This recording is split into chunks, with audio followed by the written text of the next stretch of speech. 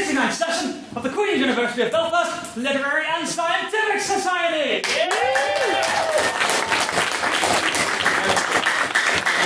It is so good to see you all here this evening for this very special debate. Why is it special, you ask? Because I am hoping that it will be the first of our beginning to be biannual debates in the form of literary classics. So basically the motion this evening, as most of you are well aware, is "This House regrets the British Empire." This is in fact not the first time that this House has debated this particular motion. It was first debated approximately 5 years ago by the 164th session. Our intention is that each semester, hopefully, see how this goes tonight, we will take one motion from 5 years ago and redebate it and, try and use it to solidify the links to the alumni and yada yada yada. So hopefully it will go very well indeed. So to kick things off this evening, I have just a few announcements to make. First of all, our membership sign-up and whatnot has been in full force over the past couple of weeks. Hopefully everyone here is aware by now that if you wish to be a member, there's an online form that you need to fill out. It's very simple.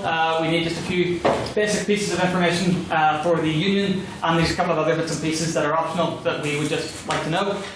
If you haven't already filled that in, the URL is signup, all one word, all lowercase, .literafic.com.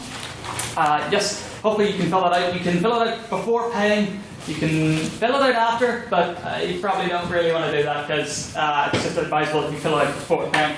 So yes, please make sure to do that. In the process of doing so, everyone who becomes a member, we would very much like to get you added to our Facebook group called the Literaforum. It's the best way to keep informed about the goings on of the society and to involve yourself in some interesting and spirited and informed debate outside of the chamber. So yes, if you aren't already a member of that group, the Literaforum, please mention to any member of council, but ideally add them as a friend on Facebook and message them saying, "Hello, I would like to be added to the Literaforum," and we'll get you added right away. The second item is our Stormont trip is next week, next Wednesday in fact. So for those of you who aren't aware, the motion that we shall be debating up there is "This House believes Western politics is inherently sexist."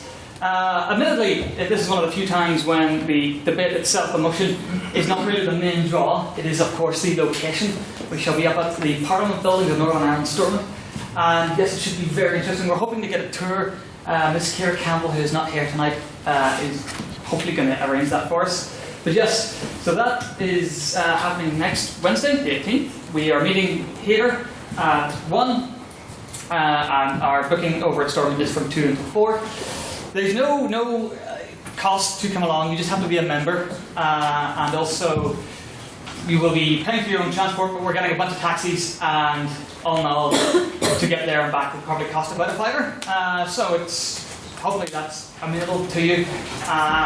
So yes, we hope to see you all there. I would note that if you're interested in attending that, you need to let me know tonight or by 9 AM tomorrow, because Stormont requires that I have a list of all attendees to them by tomorrow end of day. So yes, Stormont trip, let me know tonight. Also, got down here recordings. I'm not entirely sure why we record the debates. Be aware, if you'd rather not be recorded, that's fine. It's more work for the poor Mr. Bradley over here. But they just basically get archived away and they're listened to by 100 people. So it's just a nice thing for posterity. There was definitely another reason why that's on my list, but I've forgotten. Also, this is a slightly tricky one. We need to have basically not really a general meeting of the House, but an informal general meeting of the House to discuss a tiebreaker amendment. Basically, this fellow down here, every election he stands in results in a tie. And we have, at the moment, there is no provision in the Constitution to deal with that, which has caused quite a bit of a headache. So rather than the Council simply coming up with a solution, it would be quite good to get the ordinary members involved in that as well. So originally when I made this note, I was going to announce that we're going to have like next Tuesday or something, but probably can't really just say that. So keep an eye for that. That will be posted about on the Literaforum. And the Constitution is the bedrock of this society. So if anybody can attend, you're going to do so, because this is not some obscure, not quite. This is not some irrelevant matter that never comes up. This is quite important. Yes, also quite importantly, where are they? Mr. Dolan, Give us a wave. Give us a wave. Mr. Hickman, give us a wave. Is it Grace Connolly or just Connolly? Connolly. Miss Connolly gives a wave. Mr. Bryson gives a wave. And is Miss Perotti here? Sadly not. These fine fellows, specimens of human beings, journeyed down to the foreign land and the hostile land of Dublin just this weekend past to participate in the University College Dublin, right? Law Society Intervarsity Debating Competition. They did as well as the Literary always does down south. That is all I'll say on the matter. But nevertheless, they showed great valour and spirit, and so I would urge the House to give them a round of applause for their efforts.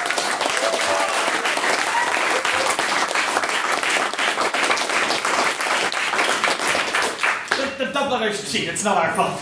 Also, I've been meaning to do this for a little while now. So, as most of you have seen, we have these lovely new designs built. So I get out here. Membership cards and turn cards. Our old ones were rather plain, and the membership cards in particular were rather poorly designed. These ones, these glorious, lovely new designs, are all the work of the good technology officer, Mr. Matthew Bradley over here. He deserves a thanks for that. Almost done, just one final item to announce. Where is he? I can't see. I believe Monday 30th. I'm desperately trying to find Colin. Where is he? There he is. Monday 30th. Yes. Monday 30th. We shall be hosting a pub crawl, a Halloween pub crawl, but not just any pub crawl, a fancy dress pub crawl. The Leather Effect, actually back in the day, about 4 or 5 years ago, I hope you'll back me up on this, Dr. Goss, had quite a good reputation for throwing quite a big fancy dress Halloween event thing. There are photographs online, which if I'd been more prepared would be shown right now, but I'm not, so never mind. But yes, we very much hope that you'll all participate. I don't have the specifics noted down here, so I will kick us over to, and ordinarily I would call him Con O'Neill or Mr. Social Officer, but Facebook informs me that I am to refer to him now as Plant Boy. I'm not entirely sure why, but nevertheless, Plant Boy, would you please give us a few details about this pub crawl? It was a good freight, but still allowed to see if anyone wants. It is on very good. Okay, so it's going to be Monday the 30th. The price is still have to be decided depending on where the final place will be. It'll be in and around £8, and that'll take probably 3 pubs and finishing in like a bar club sort of like. You know what it is. Yeah, please go. Please get your friends to go. It'll be great, as many as possible. We're looking to hit like maybe close to like 60, 100. Like it's all dependent on you and who you bring. Please do. It'll be great. Fancy dress. Halloween's the next night, so you don't miss Halloween. That's about it. Yes, exactly. We'd love to see you there. Mr. Dalton, do you want a quick thing about the other ID? Or okay. So, it's next week we plan on sending 2 teams to the Irish Mace. That's on the 20th of October. We have team spots still open for that. If you're interested, come and see me about that. At the same time, we've recently been contacted by the president of the University College Dublin Literary and Historical Society. They're hosting an IB next weekend. That's on the 21st and the 22nd. We weren't planning on going, but they've contacted us asking us to send teams. So if anyone wants to, please get in touch with me about that. And that's about it for external stuff. Indeed. A minute. Mr. Hickman, Ms. Connolly, Mr. Bryson, it was good fun, the IB. You went to your right? Yeah! Yeah! Applaud the effort. So yes, final announcement I simply have is just, if you haven't paid for your membership yet, you can do that at the end, and if you haven't got a membership card yet, you can get that at the end. I would now like to welcome to read the minutes of the second ordinary meeting. This House believes Islam is compatible with Western liberalism. The fine Secretary, Mr. Peter Dunn.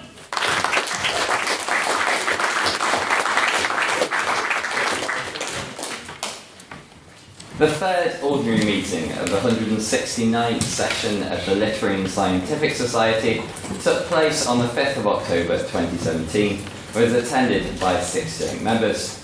The meeting was then kicked off with a welcome from President Mr. Calvin Black. After the minutes from the previous week had been read, private members' business was then begun by Ms. Kira Campbell, whose item of business had been emailed to her by her friend, Mr. Patrick Bingham. She told me to mention in the minutes today. She also has whether actions of Greenpeace should result in them being convicted as pirates due to their illegal boarding of a ship, theft, and obstruction of the right of passage of a merchant vessel at sea. The question spurred many impassioned responses from various members of the House.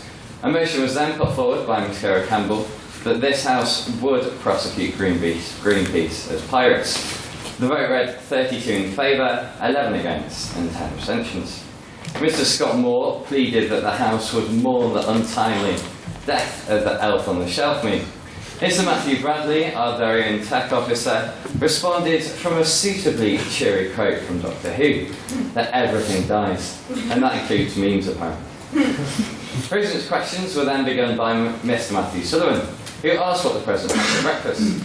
The President thus, in an attempt to stop people asking the question in future, responded with an incredibly dull response of shreddies and cranberry juice. Continuing the theme of food was Ms Sarah Campbell, who then asked the President if he considered his eating habits to be healthy. A defiant no was his response, but reasoning this was only because he didn't really eat. One can only imagine the busyness of our President running around, carrying out presidential duties, I suppose, is the root cause of this less than healthy eating habit. President Black then introduced our guest chair for the evening, Dr. Livingstone Thompson, who had previously been a lecturer in the field of Islamic studies. His opening address, including a key piece of guidance to speakers, be careful that when speaking about Islam, you shouldn't pertain to one uniform religious community. President Black introduced the motion that this House believes Islam is compatible with Western liberalism. He then took a vote on prior opinion, which read 31 in favour, 8 against, and 14 abstentions. Starting the debate off and speaking for the proposition was maiden speaker Miss Aisha Belfast, who started her speech by proclaiming she is living proof that you can be Western, liberal, and Muslim. As a passionate activist, she argued that LGBT plus rights are compatible with Islam. Prostitutes should not be harmed or punished. But underlying her argument was that many of the ideals that we now take to be Western, or indeed liberal, originated in Islamic majority countries. First to speak for the opposition was Mr. Ben Doherty. He started his speech. Ben? Edmund, sorry. He started his speech with a statistic. Now, who doesn't look at a statistic? Exactly. In the Huffington Post poll, over 50% of people believe Islam is a threat to the West. He continued his argument by detailing the cultural differences in predominantly Muslim countries. Continuing the argument for the proposition that was Honorary Life member Mr. Finbar Rogers. He began his speech by some direct rebuttal, arguing that just because something's popular, it doesn't mean it is true or good. Brexit was, of course, mentioned. As historian, Mr. Rogers then proceeded to illustrate that democracy has never been, or ever will be, an easy ride, and thus who are we to judge? Second up for the opposition was our very own social officer, Mr. Conor O'Neill, who began by defining compatibility and explaining the origins of Western liberalism. He argued that it's the most dangerous of all the major world religions, because it presumes that it is the absolute truth spoken by God. He rounded up his speech by referencing the beautiful art of public speaking, arguing that if we're in Saudi Arabia, he wouldn't have been allowed to give him the platform that he was given that night. Including for the proposition it was maiden speaker Mr. Ali Raja. He addressed what he referred to as the elephant in the room, that of the supposed link between Islam and violence. He then asserted that Islam is compatible with violence, but only in very limited uses. And when violence is justified in these limited uses, the following verse in the Quran states that peace and reconciliation is always the preferred option. Thus, he argued that the core message of Islam is peace, and asked if it was certain people, rather than the religion as a whole, that is incompatible with Western liberalism. Including for the opposition was Mr. Conor McNamara, who criticised previous speakers for their reliance on moral relativism rather than the ideology at hand. The Quran, he argued, was not just a spiritual guidebook, but a political ideology. And the atrocities that have been carried out in Islam's name, he argued, are inspired by this ideology. Before the vote was taken, Ms. Shifra Dixon made the important point that in such a contentious debate, respect should always be key for all speakers. Questions were then heard from Miss Ellie Cooper, Mr. Hugh Dobbin, Mr. Jeremy Muller, and Mr. Tom Wiggins.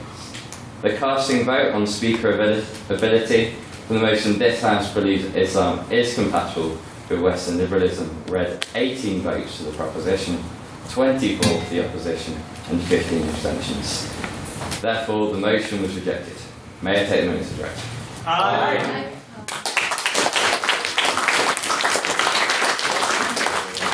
Thank you very much, Mr. Secretary, for that splendid recitation of the minutes from last week. Now, it is time for private members' business. At this portion of the evening, you may ask a question to basically anyone, council, the speakers, the house, anyone other than me. I must begin by saying that the proper way to submit, which we don't really observe, is by email, but we did actually get an email piece of private members business from Mr. Finbar Rogers. Now, I feel like it's important to point out here that I am a terribly uncultured young man, and as such, I feel fairly confident that Mr. Rogers has submitted this simply so that he could fill it with many Irish words that I have no idea how to pronounce. So this will be interesting. So, wonder, is there just a motion? And no, there isn't. I have to read the entire. Great. So, dear Mr. President, in regard to recent events, it seems necessary and expedient that a particular matter should be brought before the House. That being the rhododendron trouble, which is currently causing a plague and a menace within the southern quarters of this island of ours. Esteemed Mr. Rogers, you say the word, you say the Irish words. Esteemed what? I'd rather not. Okay, I'm gonna Dala? Chocolate doll. There we go, thank you. For Kerry, Michael Healy-Rae has on now numerous occasions called for the Army of the Republic of Ireland. Oakley, Neddy, right? Shame resign. You're English, you can't object. To be called into a deal with the invasive shrubbery in question, which has thus far claimed many lives and occupied several kilometres of Killarney National Park. Look, I knew how to pronounce that word. Do you now agree that this is a matter which should be brought before the attention of the House? And are you prepared to use your office to support the Irish Armed Forces at this particularly turbulent time? Yours faithfully, Finbar Rogers, HLM. P.S. I'm not entirely sure if this last bit is religious polemic or not. Let's gauge the reaction to the House. P.S. How do you make a Jewish omelette? I have no idea what that is, so I don't know. So yes, do I agree that this is a matter that should be brought to the attention of the House? Sure, why not? So, does anybody here have any thoughts on the terrible rhododendron invasion down in the south? Anyone at all? Go on, Mr. Sullivan, please save me. No. Thank you, Mr. Sullivan. Mr. Neal, do you have any thoughts on the terrible invasive rhododendron crisis that's currently happening down in the Republic? Why are we talking about this? Why do you think, Mr. Neal? Yes, Mr. Nairn.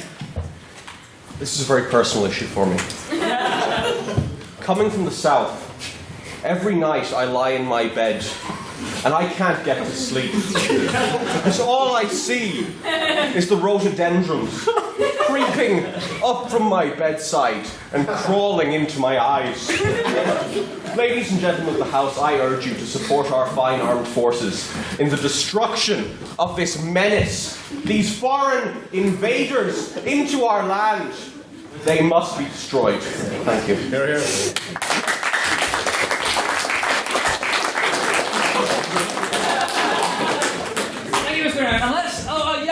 Mr. Mackle. As a member of the Rhododendron Preservation Society,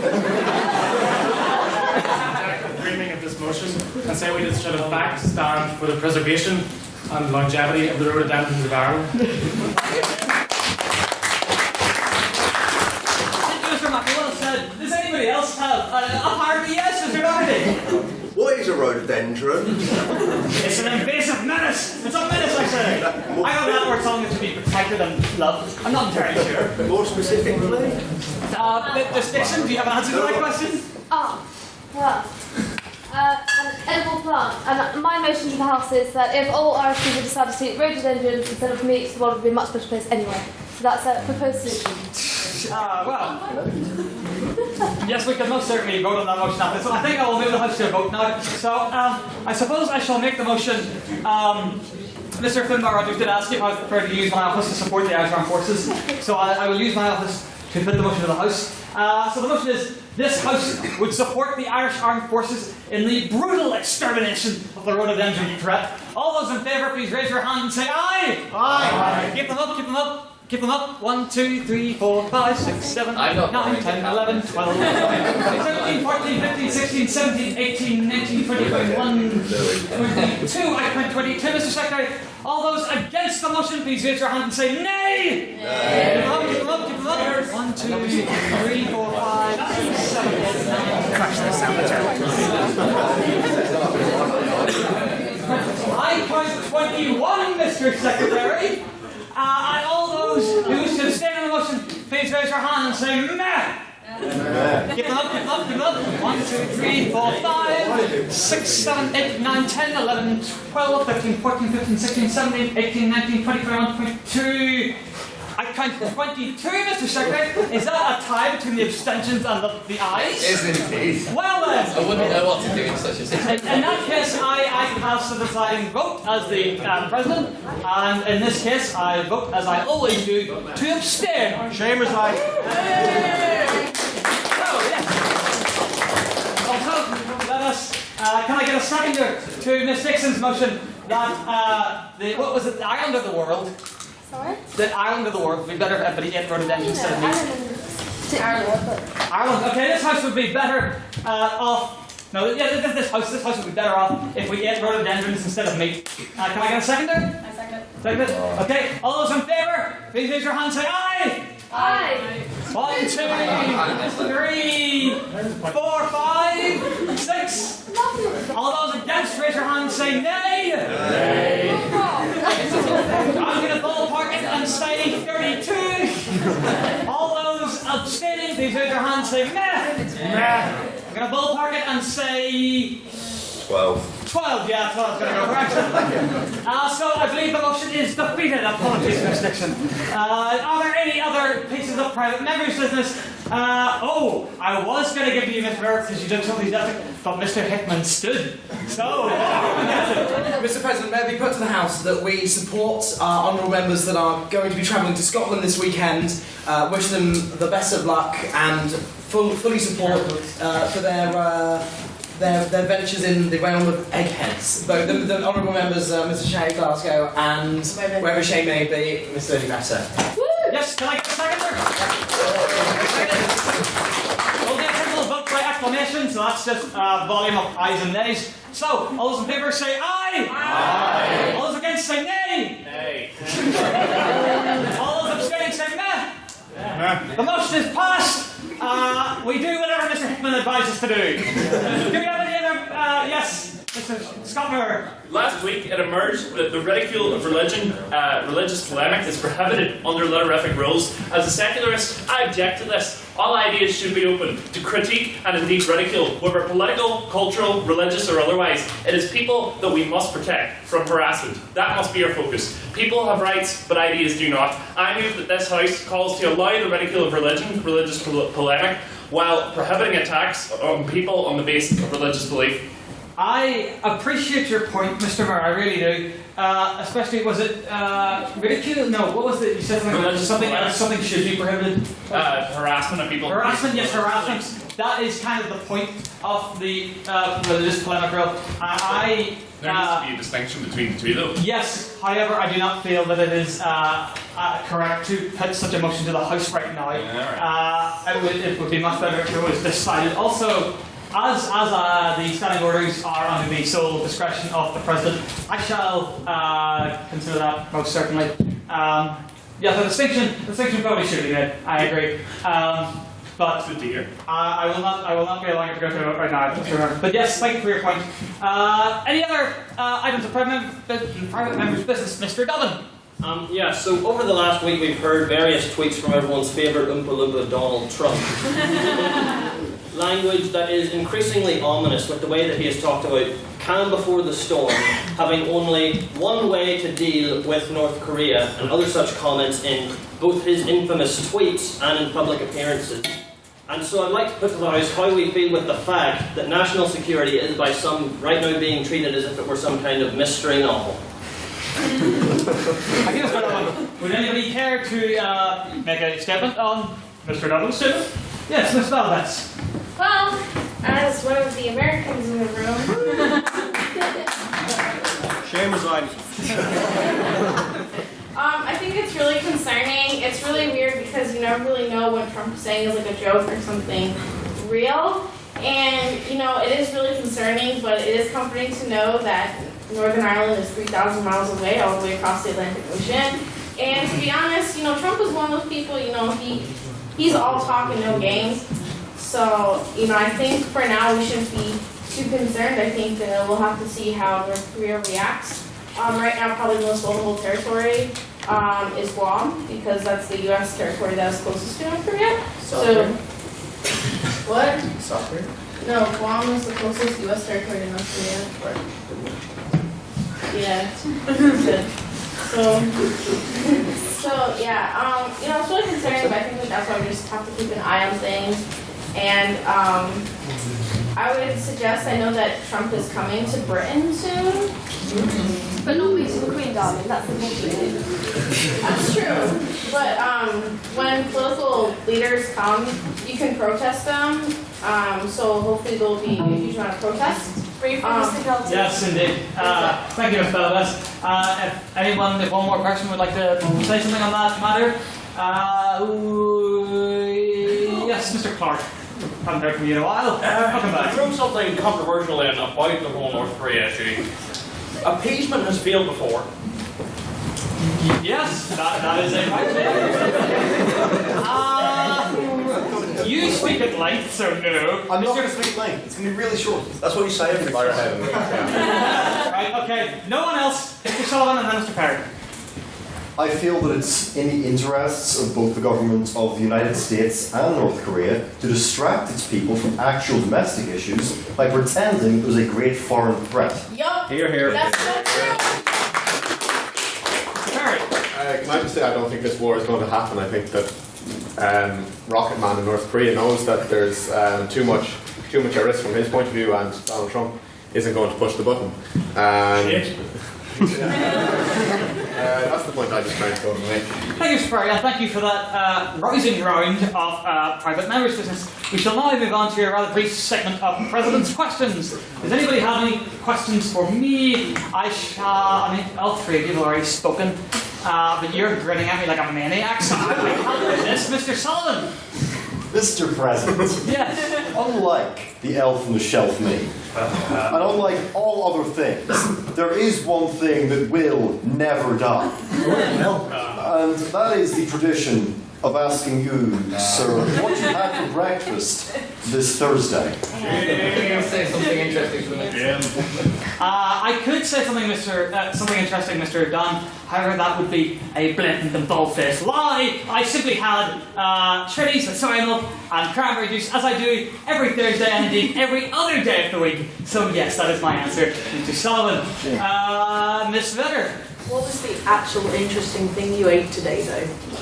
What? Like, did I imply if that? anything. Oh, well, I had Mr. Bradley and I sojourned to Maggie May's just over that one, not the Botanic one, and we each had one of their super deluxe milkshakes. I had a Cookie Monster milkshake. Would you like to say what you had, Mr. President Emeritus? Predictably, death by chocolate. Yes. It includes the word. Should have seen that. Are there any other questions? Mr. Glasgow, you haven't spoken yet, Mr. President, as someone who, by virtue of his office, strives towards impartiality in all things, I'd like to ask you what you think of the Speaker of the Northern Ireland Assembly, Mr. Robert Newton, lying to the Assembly about his membership of Charter NI, an organisation linked to loyalist paramilitaries. Yes, I am required by the office to remain impartial. However, without specifically referencing student, it is, of course, I feel, ridiculous for any public servant to lie when there's not a dire need. There can be needs on occasion, but it seems unlikely that this was one. But nevertheless, I'm afraid that's all I'm really prepared to say on the matter. Anybody else? I'll take one final point missed out of this. Please. Oh, sorry. Since I assume like you began in the Literary Society as a debater, is it hard to be impartial and to not debate and like say your opinion and stuff? No, because the basic premise of your question is incorrect. I developed a habit of speaking once a year, and that was it. I just like borrowed my way into the tech department. That was basically it. So no, I really can't overstate just how bland and boring a person I truly am deep within my core. It's not hard for me to express my opinion because I very rarely actually have one. So yes, I would like to move on, but very briefly, I'd like to turn the tables somewhat and use Preston's question to ask you a question. Just very briefly, does anybody have an opinion on this whole scandal, nonsense shenanigans going on down at UCD with their president? Because I don't know if anyone's aware. Just to give you a very brief overview, it would appear, Mr. Glasgow, you appear to know what's happening. It is UCD, yes? And it is their student union president, yes. Basically, they at Freshers' time, much like ours, she does and many others, released a booklet, is that correct, of information? And ordinarily this booklet would contain information about abortions, yes? And Miss Ashko? Yeah, Ashko. Which one's it? Ashko, I think. Ashko? What's her first name? What's Kitty. Kitty. Kitty, if she doesn't mind the colloquialism, basically unilaterally removed this page. She had campaigned on a platform of being neutral, but was herself, before very closely aligned with the pro-life, something to do down at UCD. And so many people are outraged and claim that she has broken her impartiality, and this cost their union €7,000, I believe, and now a rather loud and it seems momentum building movement has been created to impeach her and remove her from her office. So it's really quite a fascinating situation. Does anyone have any thoughts on that, Mr. Glasgow? Can I just say to the House that it's my understanding that the President down in UCD removed that information on advice from the lawyers to her students' union because the publication of abortion information in the Republic of Ireland is a criminal offence, so it's completely inappropriate to move for impeachment charges in such a scenario, because what else could she do? For the sake of balance, I should point out that I believe, like I said, it had been published, that information had been published in like the past 15 years. And no action had ever been taken against them, which is part of the reason why people are outraged, because they thought, that technically sounds to them like an excuse, but a lot of people don't quite buy it. Mr. Moore? Sorry, just on your point, there is some she put it on. She could have stood her ground and resisted. Interesting thought, Mr. Moore. Anyone else? Take one final point. Yes, nothing back there. Yeah, I think Please stand. Apologies. Nothing. I think another problem that people have had with this situation is that she acted unilaterally and didn't delegate to any other members of the Students' Union, in that I think she promised to delegate any matters relating to abortion in general because she was not impartial on this. So I think a lot of people have a big problem with, she said she wasn't going to get involved in a particular issue of this nature and then took a stance which ended up losing the Students' Union €8,000, I believe. If you were to have charges brought on this matter, the most you could be fined is €4,000 anyway, which I don't know, but I think that's interesting, but it's £4,000 more anyway. Thank you very much. Yes, I just personally found it very interesting because, as we all know, student apathy at what seems to be all-time high records, levels, whatever, it seems quite fascinating that such a movement is gaining the steam it appears to be. So yes, I shall now move on, and the next item is a quick vote on prior opinion. So this is not binding, but if the motion were to be voted on right now, we want to know which side you come down on. So, all those just to remind you, the motion is this House regrets the British Empire. All those who would vote in favour of the motion, please raise your hand and say aye. Aye. Keep them up, keep them up. 1, 2, 3, 4, 5, 6, 7, 8, 9, 10, 11, 12,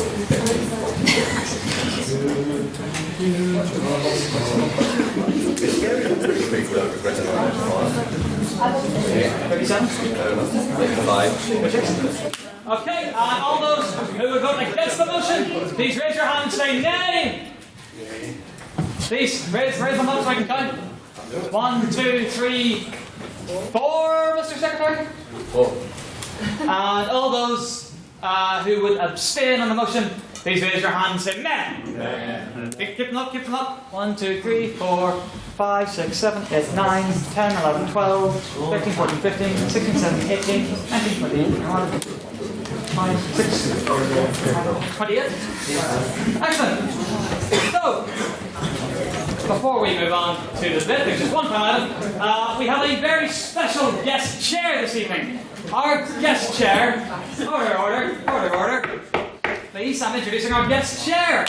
Our guest chair for this evening is a former open representative of the council.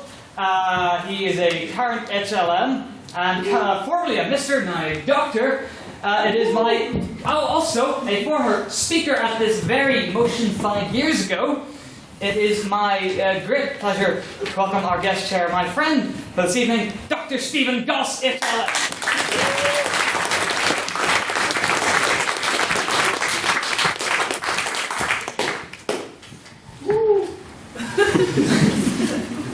Thank you, Mr. President. I esteem it a great honour to join the list of learned judges, journalists, noted academics, MLAs, perhaps less so then, who have been privileged enough to act as honorary guest chair at one of the Society's debates. The last time we addressed the rather delicate issue of British imperial legacy, we had the late and sadly missed Professor Keith Jeffrey in the chair. Despite our shared appreciation for the satire and social commentary of Gilbert and Sullivan's operas, in no sense would I presume to deem myself the natural successor to so eminent a historian. This makes the honour for me all the greater, and leads me to assume you couldn't find anyone better. However, to the matter at hand. Referencing the long-held cliché that the sun never sets on the British Empire, Professor Jeffrey described my remarks to the opposition 5 years ago, which makes me feel rather old, as the speech upon which the sun never set. I assure the House that I will be more concise in my address tonight than on that occasion. So, first and foremost, what are we talking about when we refer to the British Empire? No doubt 1/4 of old maps of the world coloured in pink immediately springs to mind, suggesting global dominance, a well-ordered imperial system stretching British rule across all 7 continents and maintained by the iron grip of the British military machine. Yet such an interpretation of the British Empire is somewhat inaccurate. At no point did a British Prime Minister rise to the dispatch box in Parliament and announce to the assembled members and the nation, "Do you know what we need? Do you know what this country really needs? All the hassle and expense of governing 1/4 of the globe. We're going to waste our martial and naval resources on seizing control of Pacific Islands, large swathes of African jungle, vast emptiness in America and Australasia, then massacre anyone who doesn't agree with us." Instead, Britain gradually acquired an empire for basically 3 reasons. Not deliberate design, but security and national interest, protection of trade, and a concept known as sub-imperialism. In reality, all the British wanted to do was trade with the rest of the world. A nation of shopkeepers, as Napoleon disparagingly quipped, only for it to be subsequently adopted as a badge of pride, the UK was first and foremost concerned with maintaining its trade agreements and routes, eventually in enforcing free trade with its commercial partners. Only when trading stations or the exchange itself were deemed to be under threat was action taken to secure it by taking or negotiating control of the territory. Indeed, for most of the 18th and part of the 19th century, it was not the Crown which was responsible for policing and governing many so-called British possessions, but private companies determined to protect their business interests. And of course, the East India Company is the most famous of those, but certainly wasn't the only one. Having established very lucrative trade links across the globe, it was then deemed necessary to ensure the roots of that trade were protected. The UK became a nation whose wealth was based upon exports and increasingly relied on imports, and so securing the main shipping routes became a matter of national interest. Once the other European powers realised how profitable an overseas empire could be, they too wanted in on the action. This led to the scramble for Africa in the latter part of the 19th century, and meant that acquiring chunks of the African interior, or more accurately, preventing rivals from getting it, became essential to securing trade and, most importantly, of course, prestige. Sub-imperialism is an important aspect of the growth of the British Empire as well. Having established outposts around the world for trading purposes, settlers arrived to make a living. They wanted to be safe and earn as much as possible, so identifying the dangers and opportunities that only those on the ground can, they set about doing them. When you have men like Cecil Rhodes wandering about the place making statements like, and I quote, "The more of the world we inhabit, the better it is for the human race. If there be a God, I think that he would like me to do is paint as much of the map of Africa British red as possible." It's not surprising then that you should start to amass territory. Settlers or missionaries, very troublesome missionaries, venturing into the interior from coastal trading stations invariably got themselves into trouble or found great economic opportunities, prompting the government to intervene and accept the fait accompli of British possession of yet more territory. The British Empire, on the whole, was acquired largely inadvertently, in a fit of absence of mind, as some historians have described it. Therefore, the opposition might well argue we cannot regret something we didn't really want in the first place. There may have been reprehensible incidents which we should certainly show contrition for, but they were unplanned consequences of the unintentional. Would the proposition accept such an argument? Can we wash our hands of responsibility for the reprehensible activities of those governing the empire purely because of the circumstances in which they found themselves there? Does it mean we should have no regrets over the dehumanisation of the native inhabitants of what is now Australia, so that they were classed as flora and fauna? The hunting of aborigines like animals in Tasmania? The woefully inadequate response to famine in Bengal? The horrendous treatment of the Mai rebels? These are just some examples that the proposition might refer to, impressing the importance of penitence tonight. There are, however, certain advantages that the legacy of British rule has bequeathed to the world. The abolition of the slave trade, the spread of concepts of parliamentary democracy and common law. Think of the vast amount of railways, ports, roads and communications networks that were British constructs and are still used throughout the world today. So that's painted at the thought of so many. Contrast this with the nature of other contemporaneous empires. The Germans committed genocide in what is today Namibia, systematically overseeing the death of anywhere between 34,000 and 110,000 Herero and Nama peoples. King Leopold II of Belgium established the Congo as a personal colony and effectively oversaw the enslavement of the native inhabitants. He sanctioned decapitation and mutilation, with the severed hands of the Congolese becoming an unofficial currency. The French had a policy of deliberately not educating their subject peoples beyond primary level, as ignorance made them easier to govern. Meanwhile, British African colonies had the highest rates of literacy, secondary school attendance, and the first universities for indigenous populations. The question this evening might well become one of whether or not the benefits outweigh the evils. I suspect Ireland may feature tonight as well, with some sort of English or subsequently British presence in Ireland for over 1,000 years. It is often described as the first colony. Should it be? Our concepts of colonies and empire is largely an Elizabethan construct. Does Ireland count? The semi-imperial way it was governed and treated, even while officially the entire island was part of the UK, may more than justify its inclusion tonight. Is it a prime case study for the proposition? Does the prominent role played by Irishmen, and indeed Belfast itself, over the centuries in building the empire, complicate the matter by making Ireland complicit? I leave it to our debaters this evening to consider these questions. In closing, I shall leave you with the deathbed words of Bengali Nobel laureate Rabindranath Tagore. The wheels of fate will one day compel the British to give up their empire. What a waste of mud and filth they will leave behind. I look forward to hearing from our speakers this evening whether or not Tagore was right. And with that,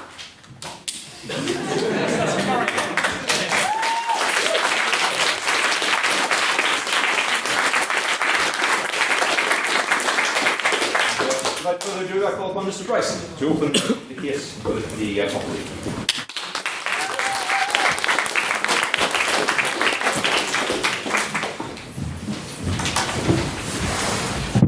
Okay, members of the House, we as the proposition have the job of defining the motion, and we define it as such. This House regrets the actions, policies and general existence of the British Empire, which lasted from 1497 with the capture of Newfoundland, ending in 1997 with the Hong Kong handover.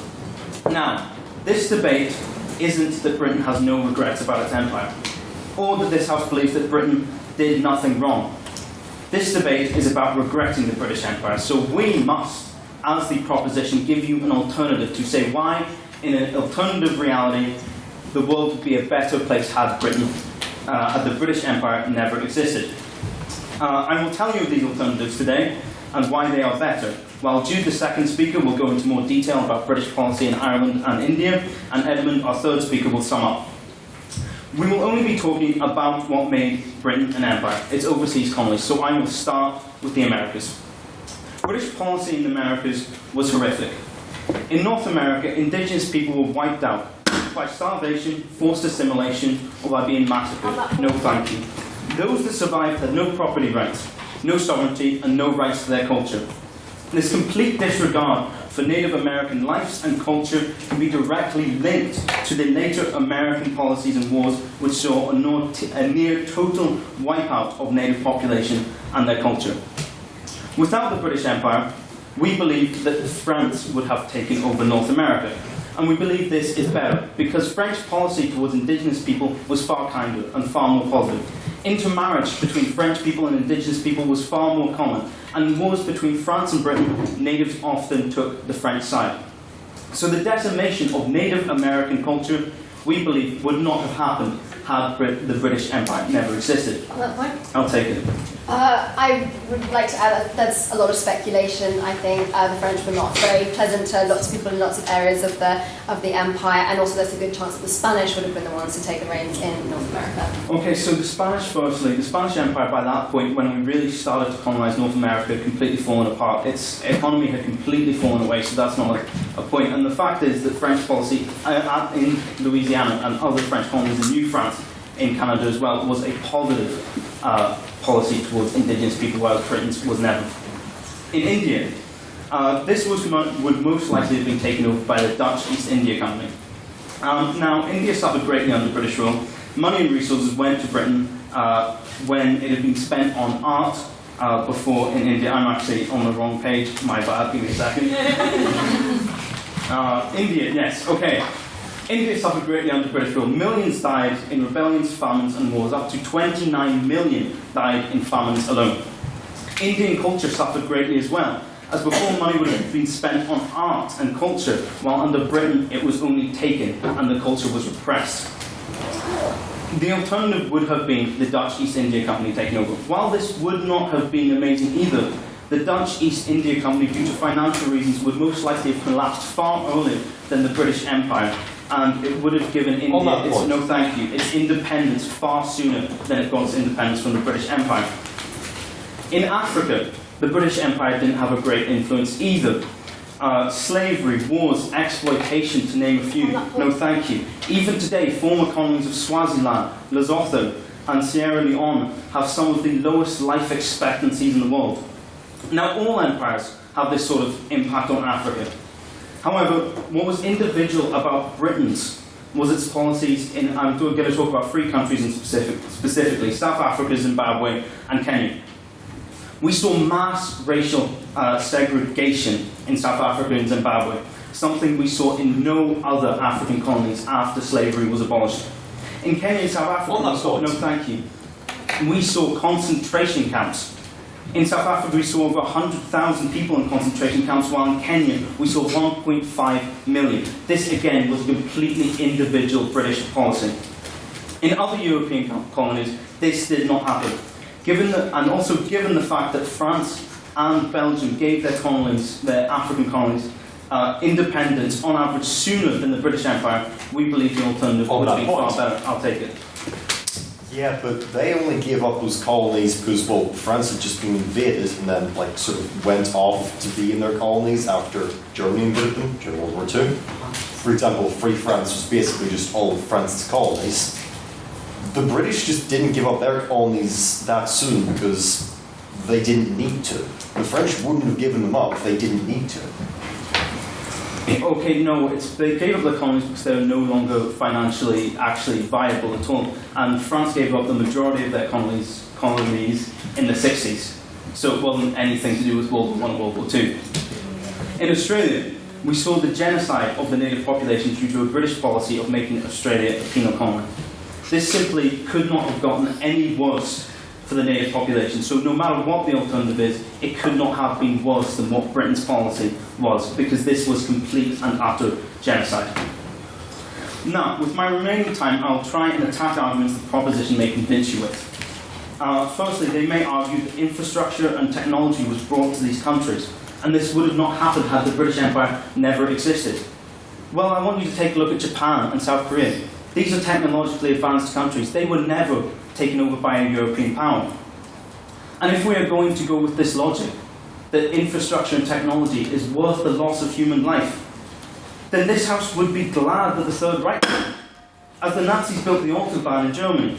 And it was Nazi scientists that sent us to the moon. It was Nazi scientists that created the nuclear bomb. So frankly, when we compare this logic of saying that technology and infrastructure is equivalent to the loss of human life, it simply doesn't hold up. Also, the fact that they may say that democracy was spread across the world, again, this is a complete fallacy. Look at Africa today. How many democracies do you see? How many real democracies do you see? When Britain left Africa, it was dictatorship, dictatorship, dictatorship. There are no real democracies in many of the countries that we control in Africa. So this idea that we spread democracy and did these great things to the world is a complete and utter lie. Thank you very much. Please regret the British Empire.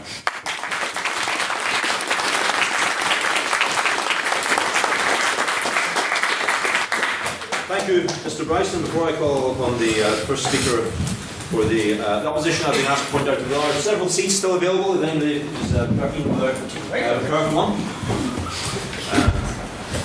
At least one person in it. So, then move on to the opposition. And I call Ms. Chipper Dixon to open the case for the opposition.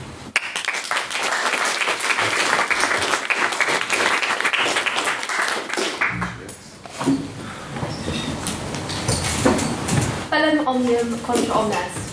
Now, we find part to start in a terrific debate without a bit of a massive mat. What is the word coming to? Thomas Hobbes came up with this phrase during the English Civil War, one of the most tumultuous periods of British history, and it means the war of all against all. And it describes the human existence in its natural form. Without an artificial dominant political force, countries often descend into civil war and conflict. This is why empire is a fundamentally necessary thing.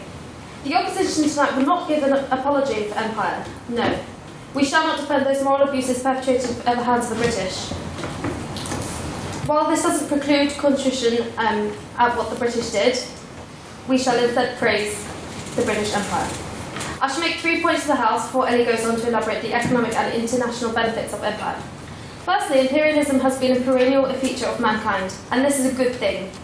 British Empire was also better than others. First Prop just made the case that other empires would have treated the indigenous peoples better. This is completely wrong throughout history. I can't finish that point. And then lastly, I shall go into the specifics of bringing political stability, political space in which democracy can thrive, and economic development. Firstly, imperialism has been a constant feature of mankind, and this is a good thing. We reject the revisionist view of the British Empire. Being a historical debate, we shall look at human history from the year dot, when his children were just a glimmer in Adam's eye. For the past 10,000 years, empire has replaced empire, and domination of one group has been usurped by another group. Yes. Speaking about human history, my question is very simple. Is it morally, ethically correct to kill, torture, maim people for centuries simply for economic, financial, political benefits? What I'm saying is, it actually benefited the countries themselves. Let me go on. I'm not saying that genocide is a fantastic thing. What I'm saying is... What I'm saying is, how can anyone in this house prove that Africa, the Middle East, the Far East was not driven by conflict? Point for Yes. Oh, no bargaining, sorry. Unless the proposition can prove that these countries enjoyed peace, prosperity, political stability from their very beginnings, then how can you say that the British left any legacy of colonial division? How can you say that they destroyed the institutional stability of those countries?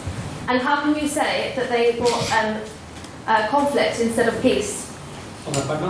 No, pardon. So, the British Empire, with its accompanying array of bureaucracy, judicial systems, and political institutions, changed each country it entered into for the better. Stability replaced strife, prosperity replaced poverty, On that point? and law replaced lawlessness. Yes. You said that I set up an effective justice system, but in fact the justice system was run from the top down and it often favoured those in power and treated the minorities very, very unequally and unjust. On the other hand, judicial courts were instituted perhaps for the first time in many places, and each group in society, ethnic, class, division, all received a fair trial.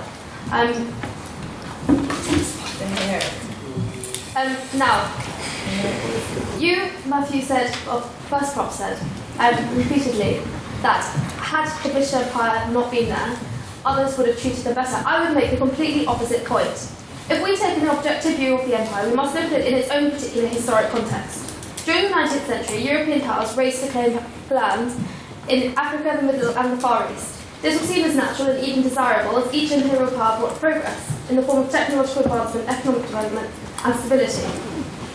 However, with the luxury of our compassionate, modern world of nation-states that we now enjoy, we may well condemn the British Empire, but let us look at it in its own historic context. The French, the German, the Belgian, the Spanish, and the Dutch empires were spreading with equally voracious speed across the globe. This was accompanied by mass brutality and murders of village populations, which were seen as innately inferior to the aims of other civilized nations. I do not deny that. I am not disputing that. However, I would make the case that these other countries, the Germans, the Belgians, the Dutch, they had a much more cultural and civilizing mission than the British ever did. As we've said, as we've already seen, the very impetus of the empire for Britain was economic. It was not a sense of, it was always initially economic, and that was followed by political subordination. That was the principal aim. It wasn't what the French did in Algeria, which was to go in and try and civilize and Catholicize the peoples. You know, it was essentially... As someone who's a Algerian like, no. Like, that's not right. The Belgians left a legacy of genocide in Rwanda by their divide and rule. Hundreds of thousands of people died. The French have utterly destabilised Syria, again by their policies of divide and rule. The British did not do that. They decided to co-opt the elites instead of pitting people against peoples. On that point?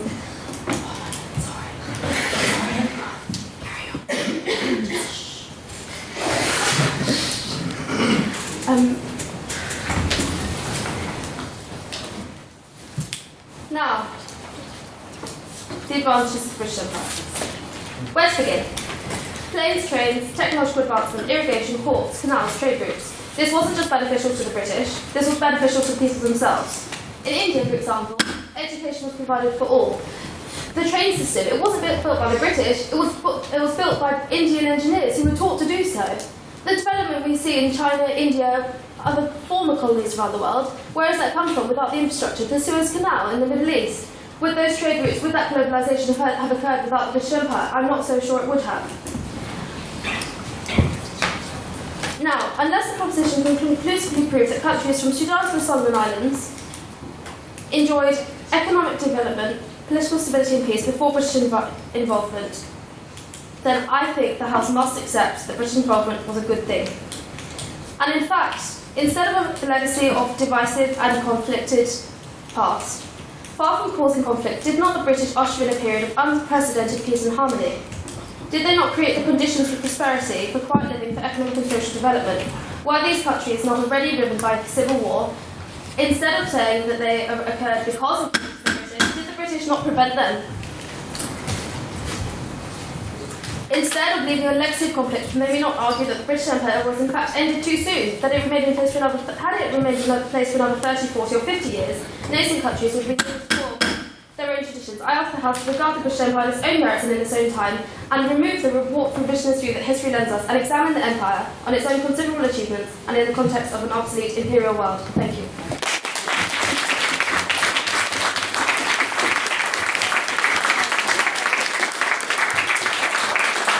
Thank you very much, Ms. Dixon. I must interject just before the guest chair takes over again. Just point out, and I'm very sorry to misspell this. This isn't directed at you. This is just you've reminded me regarding points of information. Please don't just stand up and start talking. You must say on that point, sir or madam. And if they decline, you do not speak any further. Like I've said in previous weeks, the people sitting before you this evening have put a lot of time and thought into their speeches, and they deserve the respect to be able to give them. Also, with regards to barracking, just to be clear, if someone accepts a point of information, whilst they are answering that question, you can't give another point of information. You must let them finish the question. Also, you must allow them to continue with their speech, get them through another at least 2 sentences. And if you're not sure, just look at me, catch my eye, and I'll give you a small shake of the head or a small nod of the head to let you know whether or not you can speak, because if you can't, then I'll just stop you. So anyway, Dr. Grass. Well, thank you for that. The opening argument for the opposition. We now move, of course, back to the proposition, and we have Mr. Jude Perry.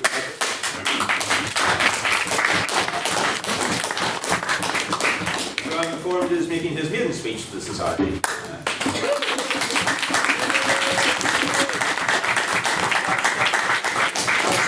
The custom is still permitted that he may waive points of information as the maiden speech. Is that the... Yes, let's go with that.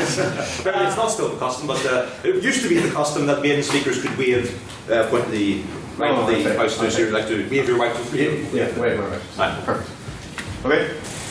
Mr. President, Mr. Chairman, ladies and gentlemen, I'm delighted to have the opportunity, as my maiden speech in this House, to condemn and regret the British Empire. I will prove that this empire is an unscrupulous institution and represents one of the darkest periods in human history. Tá an period na brecna dáanta dámasta, na gach tíri chagwa le, agus bawailam ará leis an teach chunas gach an imperial, bawailin cheer go will níos far go gach duine. Iarach sí na thuaramach cultar agus teachna. Ladies and gentlemen, for those of you who are unaware of that language, it is Irish.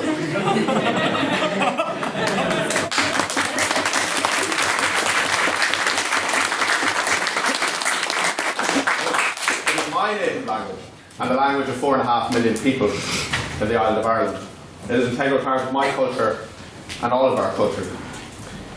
Now, why is it that less than 1/5 of that country can speak it confidently and even less fluently? And that is because in 1649 Oliver Cromwell crossed the Irish Sea and declared to hell or to Connacht. Ireland, like so many former British colonies, have been subjected to the barbaric actions of the British Empire. And the effects on our heritage, culture and people are as clear today as they ever were. But that is enough about Ireland. I want to focus on a different injustice, and that is India. And as this debate is co-hosted by the History Society, I'd like to offer a few points of rebuttal, specifically from Shifra.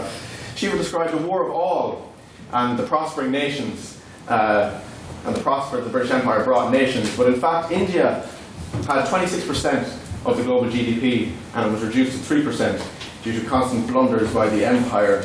She also explained about the infrastructure and trains. Those trains are actually used to export natural resources and rob the people of their own resources. The Empire believed that the best way in India of holding on to power was to ensure that the country was in constant conflict, and so they ensured that Muslims and Hindus were constantly at odds with each other. The British Governor of Bombay at the time declared that the best way to ensure that our system works is to make sure that people never get on. Nor did Britain work to promote democratic institutions under imperial rule, like Shifra would pretend. Instead of building self-government from the village up, the East India Company destroyed what existed. The British ran government, tax collection, and administered what passed for justice. And Britain's consolation of India was also one of extreme injustice. Crimes committed by whites against Indians attracted minimal punishment. An English man who shot dead his Indian servant got 6 months, while an Indian man who attempted to rape against a white woman was sentenced to 20 years of rigorous imprisonment. In the entire 2 centuries of British rule, only 3 cases can be found where an English man was executed for killing an Indian man or woman.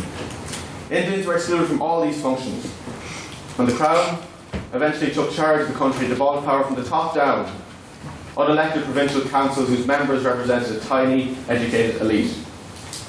It is estimated up to 1 million people died due to sectarian killings and 12 million due to starvation. On that point, Yeah. can you prove that those sectarian killings were a result of British involvement? How can you say that those would not have happened anyway? India is such a multinational country. Those things would have happened whether the British were there or not. And in fact, I would argue that they in fact repressed an awful lot of those. Well, I think Shifra, yourself, and the opposition, with all due respect, are suffering from a bit of historical amnesia. I think that I think that the word sectarian is quite clear. That the British people came and pitted Muslims and Hindus against each other purposely to keep control of this country and kill people in order to maintain their control. Britain came to one of the richest countries in the world in the 18th century and reduced it, after 2 centuries of plunder, to one of the poorest. It reduced India's share of the global economy, as I said before, from 23% to 4%. The British empires of the Indian people proved that it is an institution of moral depravity. Yes, sir? Could it not be the case that the British Empire increased the size of the global economy, reducing India's share of the pie, but making the pie itself bigger?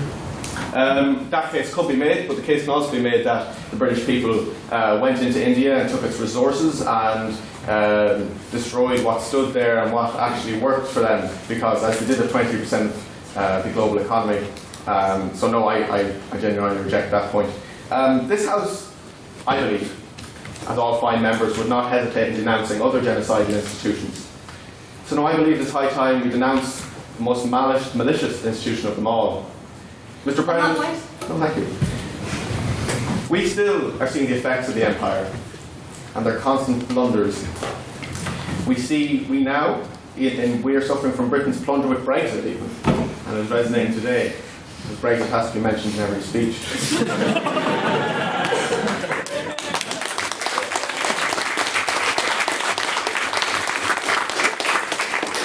Due to the lack of leadership in the UK and due to uneducated electorate, we now are seeing, in Ireland especially, that we will suffer due to Brexit economically, and if there are hard borders ever implanted, that I, from someone who travels from the south to this university, will find that very difficult.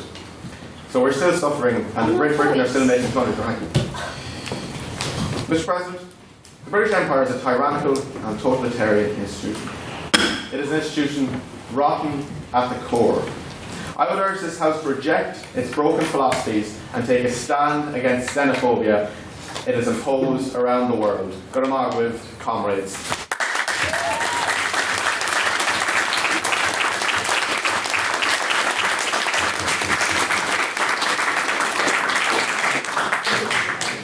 Thank you, Mr. Perry. I think he deserves another round for his game.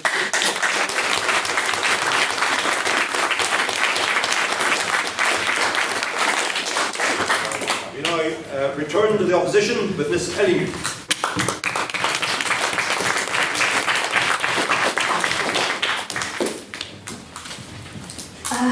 Mr. President, Mr. Chairman, members of the Terrific, I would like to start by rebutting one of the comments or the general speech that was made by one of the members of the proposition. He focused immensely on India as a country. I would just like to point out that India is a predominantly Hindu nation which is ultimately means that it's divided up into castes categorically, including one that is an untouchable. So to say that the British came in and made things worse would actually be quite a stretch. I would like to point out, however, as my colleague previously did, that we're not here to make excuses for genocide. We're not here to say that certainly not all parts of the British Empire were good. We're simply here to say whether regret is the correct term to use for a period of history that is so important and so influential. As our honoured guest mentioned, the economics are extremely important here. We expanded for economic purposes primarily. The government side of things came after to protect our trade routes and protect our resources. We joined the world through trade and commerce. We created a global network of goods and services, the largest and most diverse of the time. What was produced in one country could be manufactured in another. Now, I'm not going to stand here and deny the fact that we exploited people and we exploited resources in order to increase the wealth of ourselves. However, the system was established to, yes, create wealth for the British, but also to create wealth for local people. Many countries who existed under the British Empire were left in a richer and more profitable state than when they started, explaining why many of former British colonies are still among some of the richest countries today, including Canada, Australia, and Hong Kong, yes. You've mentioned that people have been benefited from it. The only people who have benefited is settlers from the United Kingdom. For example, the natives, the Aborigines. Do you think any of these have actually benefited from British rule? Well, absolutely. So to begin with, many countries are still left more stable. Hong Kong is actually a very good example where banking, commerce, and monetary services are something, an influx of the British Empire that has secured and pretty much established their nation. Technologically, modernisation can have many consequences. It forces us forward, it often leaves people behind, but it has countless benefits, and we cannot live in the past for the sake of maintaining people. Two of the most important imperial-era technological advances include the train and the telegraph, both British inventions of the 1830s. This excelled and advanced communication transport in ways that has not been seen for thousands of years. On that point? By spreading these inventions across our empire, we increased people's mobilisation, we increased people's communication, and we increased the lives of others. Yes. During the Irish famine, a quarter of the Irish people died, and while the Irish people were starving due to the potato blight, the British Empire decided to take Irish crops and export them, while English settlers lived in luxury, while Irish people simultaneously starved. That's a very good point. Like I said, I'm not here to defend actions of the British Empire. However, it's important to point out that we often put a kind of discriminating factor that Britain discriminated against those in its empire, that we went to British Empire and we treated people differently to the way we treat our own people. Unfortunately, oppressing the lower classes, unfortunately, is just simply a British thing to do, and it's certainly not something we weren't doing in our own country at the time, and therefore it's hardly a result of the empire that was happening. We connected the world, trains and telegraph. The Grand Trunk Airway that joined Canada, the East India and Madras railways, some of the most used and travelled routes in the world. Now, the slave trade was probably one of the most awful events of this half of the later millennia. Up until the early 19th, it would be impossible to argue that the British Empire had not benefited from and very much supported slave trade. But from 1807 onwards, this, however, did change, and we made an effort to alter the system. Without the power and the influence of the British Empire, it's easy to say, and it's potentially quite scary to say, that the slowing and the stopping of the slave trade may not have happened. In fact, the West African Squadron of the British Empire patrolled slave routes and successfully freed 150,000 enslaved Africans, while losing over 1,500 men in the process. It's a scary thought, but the empire may have been what we needed to break the chains of that particular institution.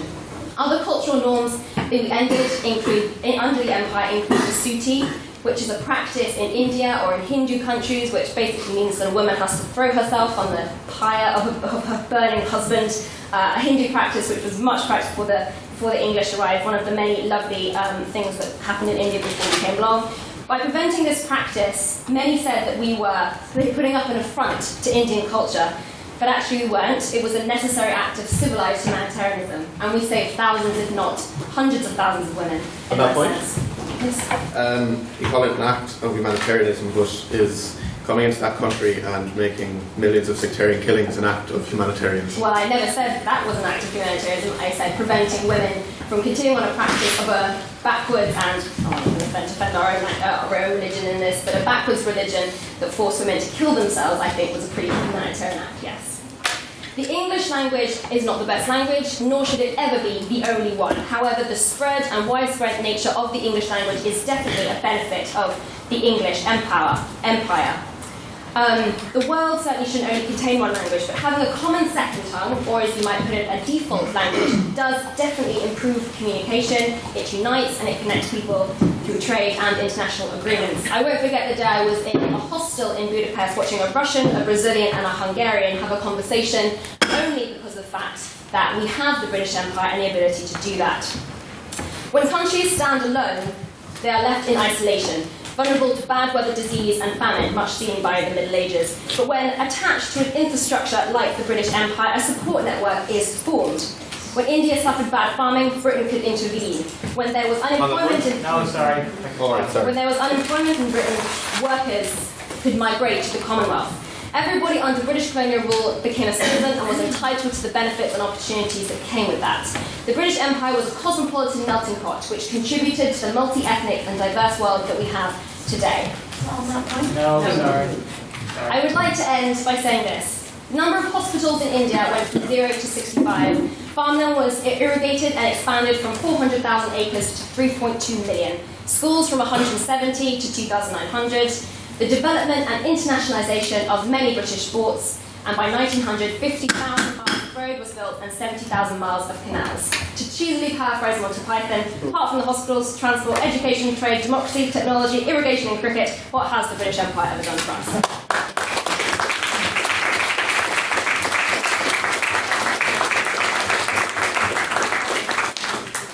Thank you, Ms Newton, and now finally, to the proposition, Mr Edmund Dunn.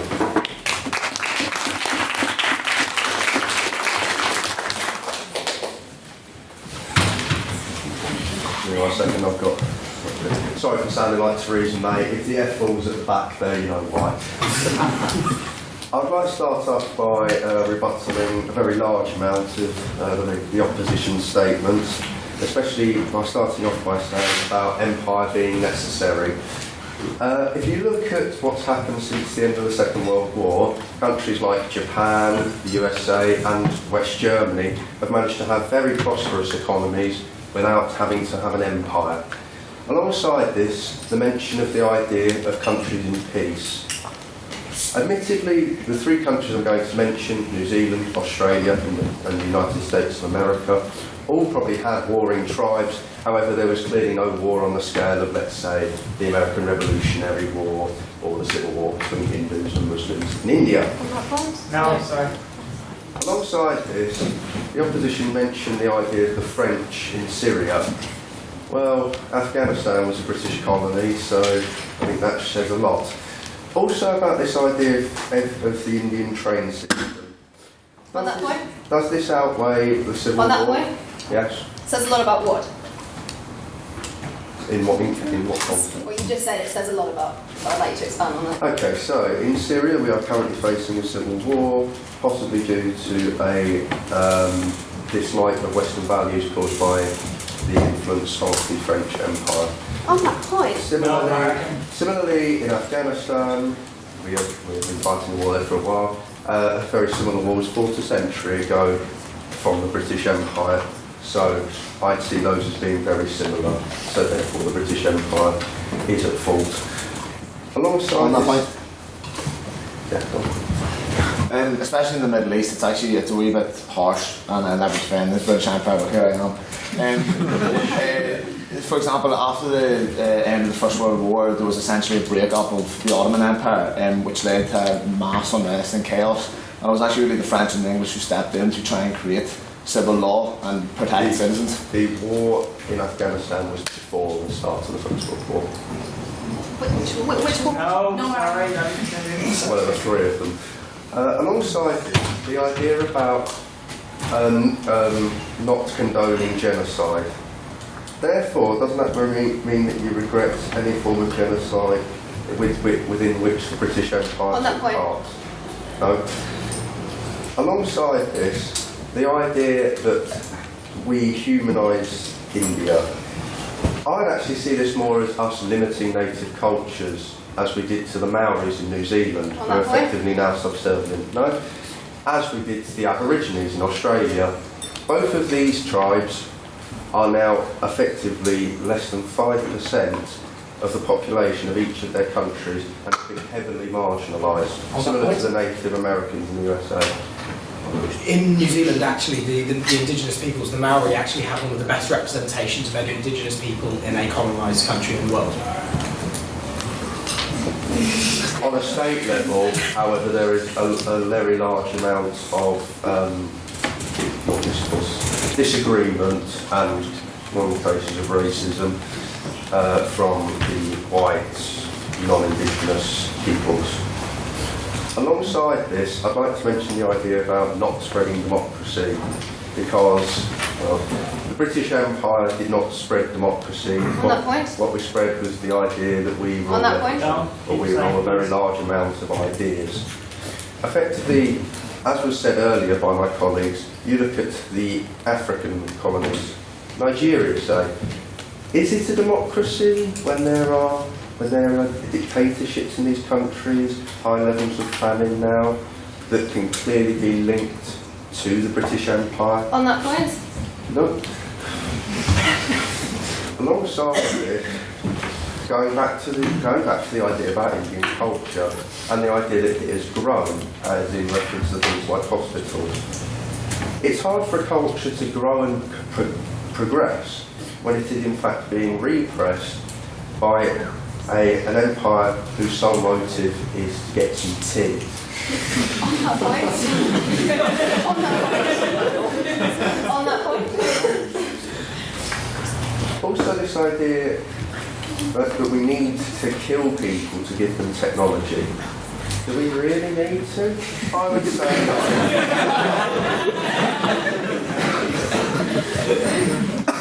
Alongside this, I'd also like to mention that the empire is actually also harmful domestically, and this is why we should regret it. The empire has actually caused inequalities in this country. During the height of the empire, in the mid-19th century, the 1834 Poor Law was created and implemented into Parliament. This severely harmed the poor of England. This is despite the fact that we were basically the largest empire in the world at the time and had very vast amounts of money, resources and goods which we could sell. I'd also like to mention the legacy of the empire and how this is a problem. This is a quote from David Cameron on a mission to Jamaica, not a message to Jamaica, it is a message to Jamaica admittedly, where he said that Jamaica should move on from this painful legacy of slavery. What I believe Mr. Cameron there is saying that what we should actually do is reflect on that and see clearly that British enslavement of people from the Caribbean was very wrong and should be regretted. Is that the end? Thank you. Alongside this, I'd like to mention the Falklands War, which is, of course, part of the legacy of the British Empire, as it is a former British colony, now British overseas territory. In this war in 1982, there were 907 deaths, all of which could have been avoided had we never invaded the Falklands in the first place. On that point? No, sorry.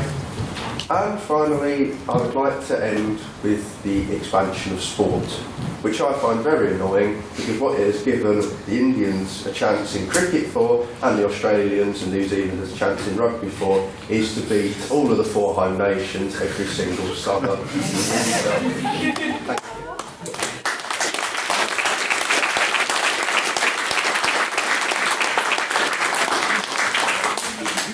And finally, our last speaker this evening, I'll ask Mr. Matthew Sullivan to close the auction.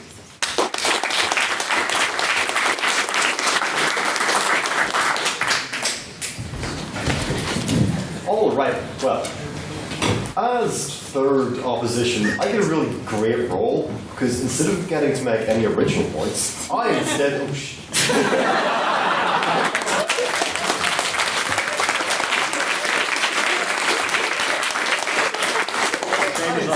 Oh, the entire debate. So, I'm going to start with the first proposition.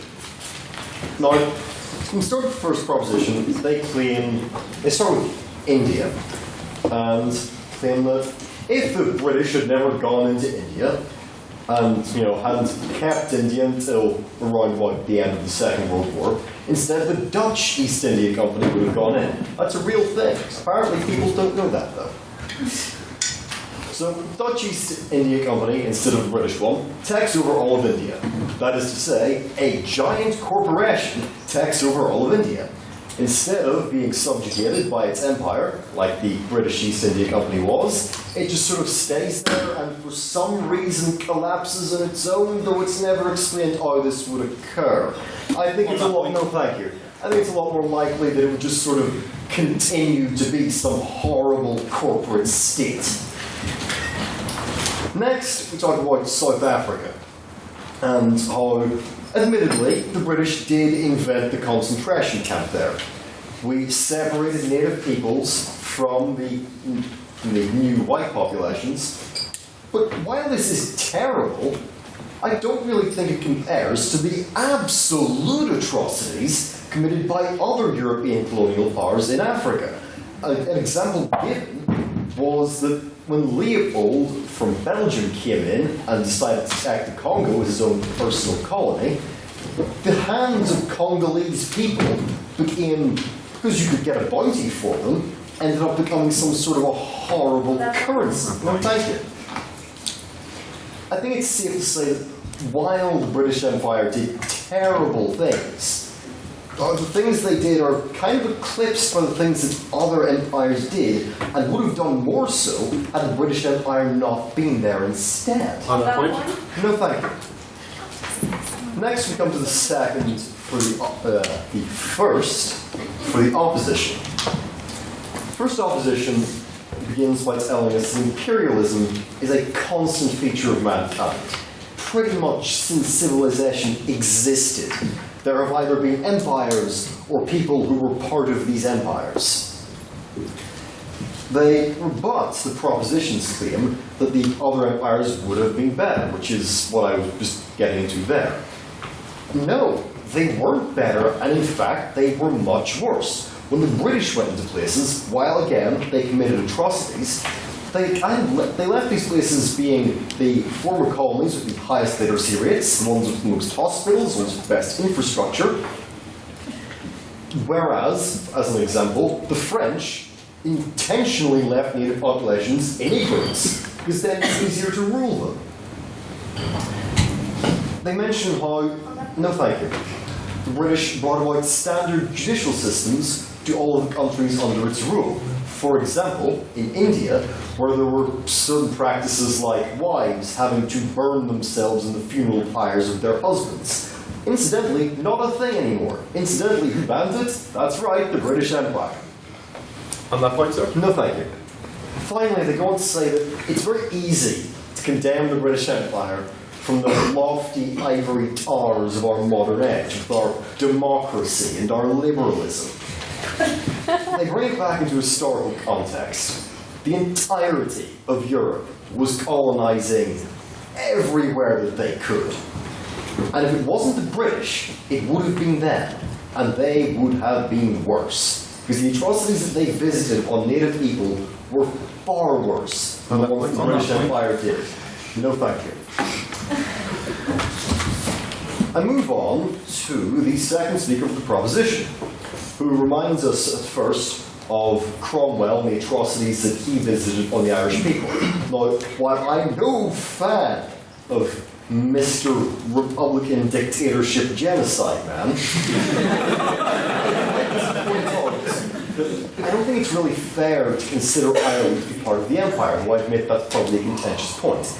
If you're going to say that Ireland was part of the British Empire as opposed to sort of consolidated part of it, you might as well say that Wales and Scotland were colonies of the British Empire. No, they're more of the core territories. Point of information. Alright, just seems significant being taken. The Republic of Ireland was occupied. Wales and Scotland was not. They were peacefully part of the United Kingdom. I think you'll find that there was a fair bit of subjugation going on, especially in Wales, what with the marches. Incidentally, there's a place in England still called marches. A march being a sort of area where you set up a border specifically for the purpose of attacking people over that border. Anyway, to move on with the second proper points, they point out that no thank you. In India, native populations were treated early under the East India Company. However, while First Proposition brought this up, if it wasn't the East India Company under the British, it would have been the Oost Indisch Company under the Dutch, who would have done the exact same things. No thank you. That's not... Wow, I really have not paced myself. I'm going to completely skip everyone else and further from, because that's where the end of my speech is. Firstly, tries to claim that the Syrian Civil War and various wars in Afghanistan are the fault of the British Empire. Now, I was going to write a point on this, but we're reminded by a very helpful point of information that it was in fact the British and the French who increased the stability of that region after the fall of the Ottoman Empire. It was the British and French who stepped in and stabilized these regions. And while, yes, there are still wars there today, I think that those wars would probably still have occurred if it hadn't been the British, instead of, well, it would have just been the French.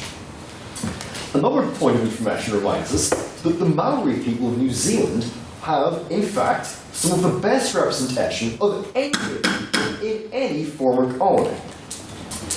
I'm going to keep moving on with these points. I'll finish very quickly. Nigeria is a dictatorship. They're not. Their president is called, and I hope I don't mispronounce this, Muhammadu Buhari. And I apologise if I did mispronounce that. No, not dictatorship. Finally, very finally, they ask us how any culture, such as those in India, could flourish under an empire that's only there for tea. Which I would like to conclude by reminding everyone that tea is Chinese, not Indian. Thank you.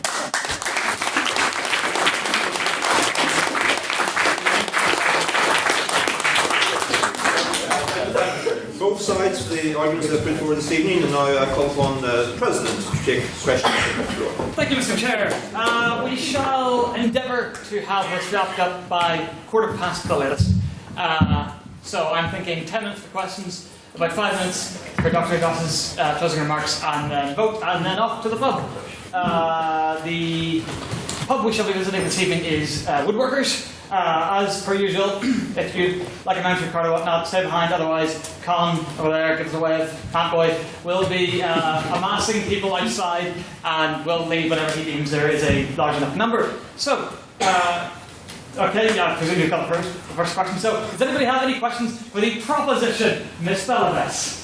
I think this can go to both sides. Can I do that, or no? There's a section for that, so we'll come back to you. Okay. So, any questions specifically to the proposition? They're sitting on the wrong side this time, so this side.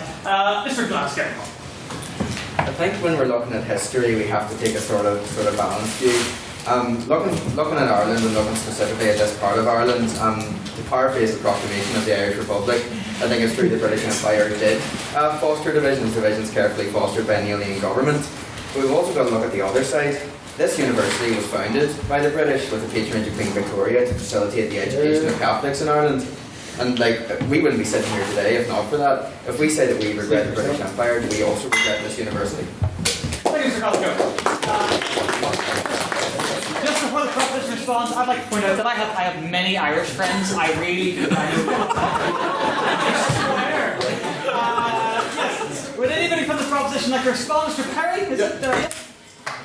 And to quote the proclamation as well, they sought independence with our gallant allies in Europe as well. So obviously our gallant allies in Europe were objected to the British Empire. But on your point of universities, look at universities in Ireland. There was UCD, which is ranked very highly, higher than this institution, I believe. Trinity, which is ranked higher than this institution as well, I believe. So I just want to make the point that that institution, university would have been set up here regardless of the British Empire being here for not being here. So no, this debate does not regret Queens. This debate regrets the atrocities and genocide done by the British Empire. Thank you, Mr. Perry. Would anyone from the opposition like to respond? It looks like Miss Newton. Yes. Okay. I'd just like to say that unfortunately the opposition cannot pick and choose what they regret. Either they regret it all or they regret none of it. I'm afraid this isn't a take what you want and leave what you want. So either you regret everything, including this university, or you regret now. Does anybody have any questions for the opposition, that being this side? Well, actually, Miss there. Yes, I'm afraid I can't remember your name. Sorry. Sarah. Please stand. I don't remember your name, but you said that the British Empire made things more cosmopolitan and people were able to emigrate and get work. How can you justify that when there were signs in London saying no blacks, no dogs, no Irish? I like to start by saying that within Britain itself, yes, this was a problem, but as you pointed out, many people, in fact many millions of people emigrated across the world, especially British, who face huge amounts of unemployment within the region itself. So yes, our actions in Britain itself, but obviously this citizenship elsewhere was also something that was given to all aspects of our colonies, and this debate is primarily focused on the empire itself, not necessarily our actions factors.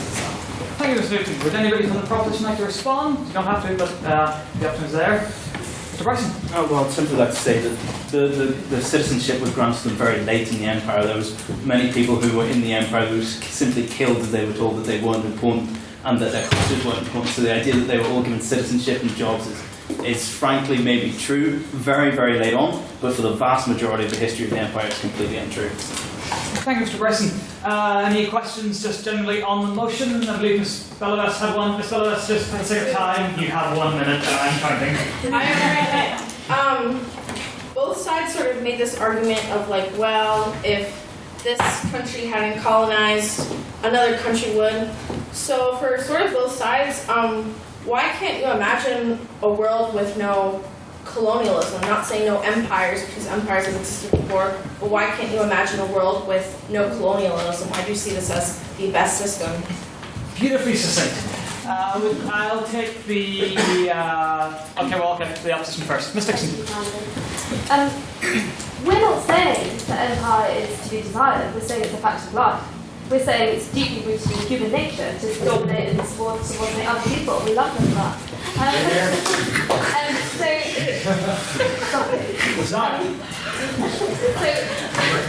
Empire was just a fact of life. Since 1917, sure, we developed a system of nation state, fantastic, lovely, we can all be friends now. We never go and dominate, we never go and invade other countries, we never annex people, cough, shave, retire, Russia.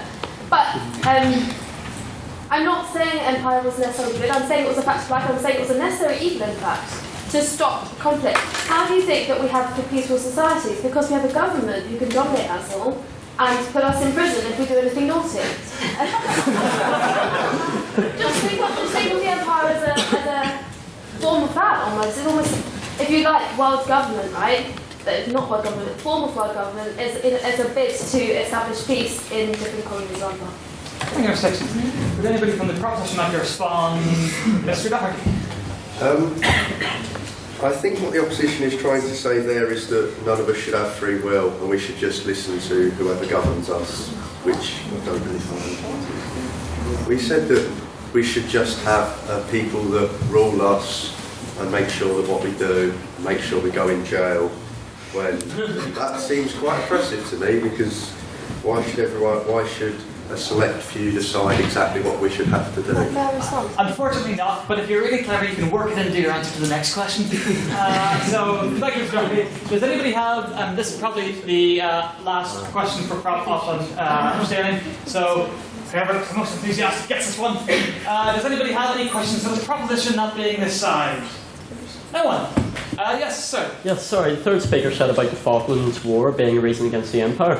Well, I think you'll find this a reason why the Empire was so good, because everyone in the Falkland Islands, bar a few, supported the British troops in that. So it shows that they really supported the British occupation of the Falkland Islands. And in the decades after, there was a referendum which showed 99.8% support in the Falklands people for the British Empire. Thank you, sir. Can we get a name for the minutes? Any name will do. Oh, Lord Hamilton. Thank you. I believe that was directed to you, Mr. Beck. Yes. I'd like to start off by saying that a very large majority of the Falkland Island population is British. They are not natives.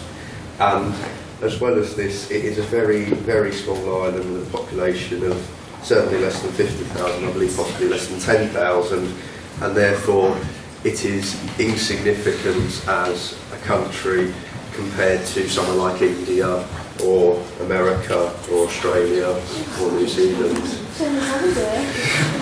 And therefore, sort of the fact that the people support what is effectively a repressive state against the Argentinians who technically own it and had owned it since the very early 19th century, where it was just a landmass. They built upon it, they tried to create it as part of their sort of state, not necessarily an empire, but and then British stole it effectively. Thank you, Mr. Doherty. For the proposition, who would care to respond? Again, you go to the opposition side. You don't have to. The option's there. You can choose not to take it.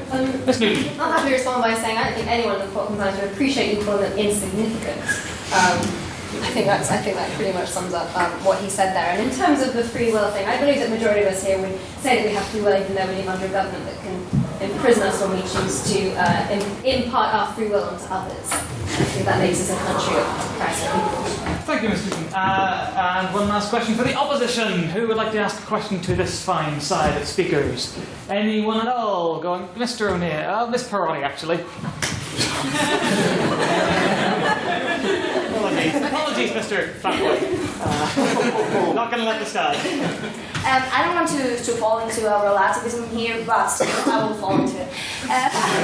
Actually, I kind of feel that this side of the camera will talking about all the good things about the empire and all the good things about colonialism, forgetting still the other part that the proposition is taking to the table. So it's not only to take in the good part and then say, no, the genocide isn't good, because it was also a part of the colonialism on the imperialism, is it? Yeah. So my question is, how can you not regret the British Empire when you are only taking the good things and just falling and blooding above it, the bad things? Here, here! And I'm Spanish, so I have to shut up then.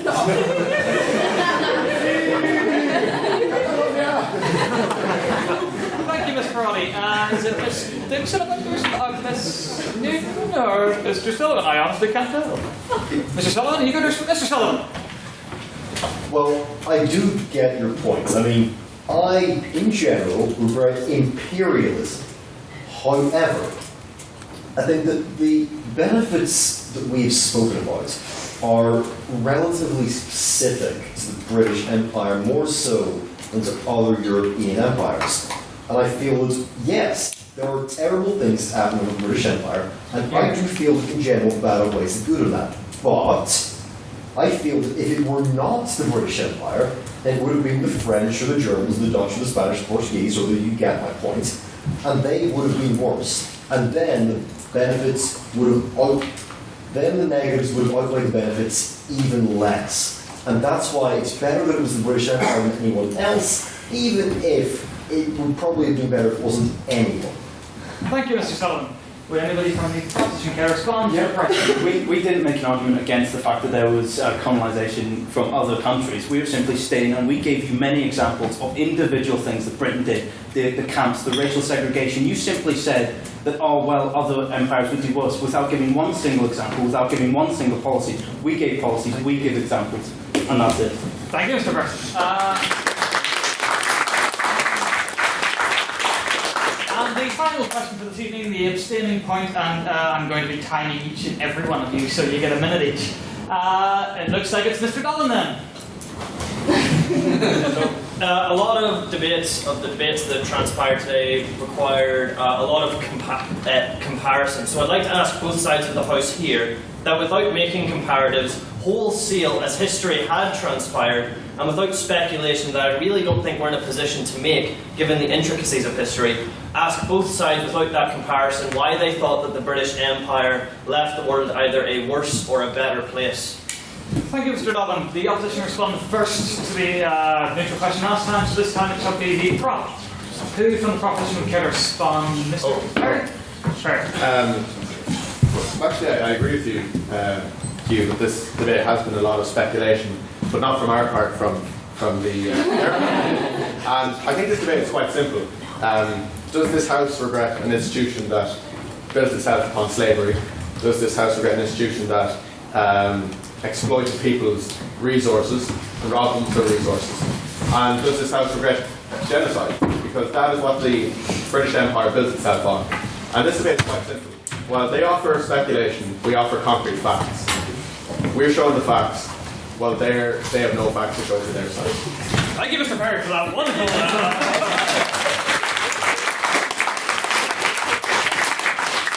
For the record, a young man was trapped in the antechamber right there. I had to release him. Quite sad. Finally, the opposition, who will be Miss Newton.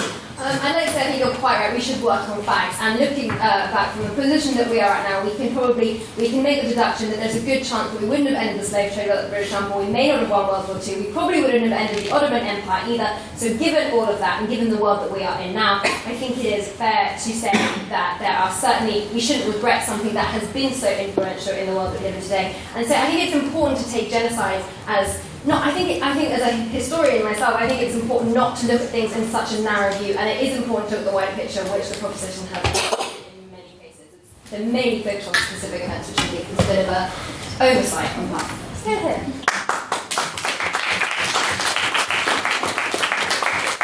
Thank you very much. So that concludes the questions. We shall now move on to the closing remarks by our wonderful guest chair. I'd like to also just roll into his round of applause. Miss Purdy walked in. She was the other person who attended that IV at the weekend. So we're applauding for both her and our guest chair. So round of applause.